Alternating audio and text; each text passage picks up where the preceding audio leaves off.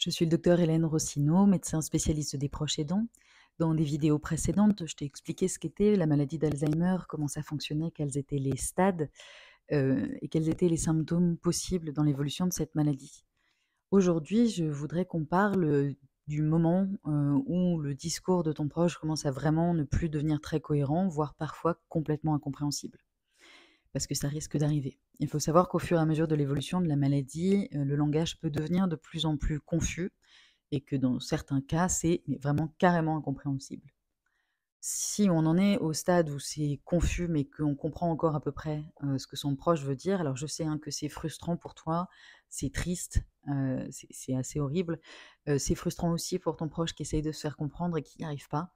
Donc l'idéal, c'est quand même d'essayer de réussir à rentrer dans son monde, même si c'est des trucs qui n'ont pas vraiment de sens. Que par exemple, ton proche te dit qu'il est parti en Afrique ce matin, que tu sais très bien que c'est pas vrai, il est là avec toi sur le canapé.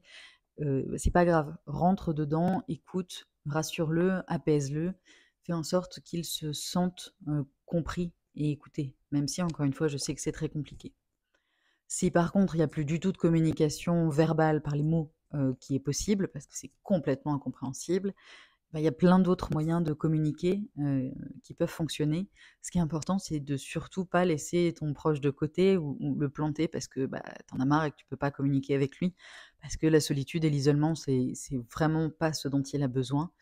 Donc n'hésite pas dans ces cas-là à utiliser d'autres formes de langage, à utiliser le toucher, à utiliser le regard, à utiliser une caresse sur la joue, à utiliser parfois même les expressions du visage pour faire passer de l'amour, pour montrer que tu écoutes, pour faire passer de la douceur. Parce que ce qui est vraiment important, c'est d'apaiser la personne. Dans une prochaine vidéo, j'aimerais qu'on parle un peu plus en détail de la question des délires, parce que souvent des patients peuvent devenir délirants et c'est très difficile à gérer. Donc si tu veux en savoir plus, abonne-toi et si tu as des questions, n'hésite pas à les mettre en commentaire et j'y répondrai. Bonne journée.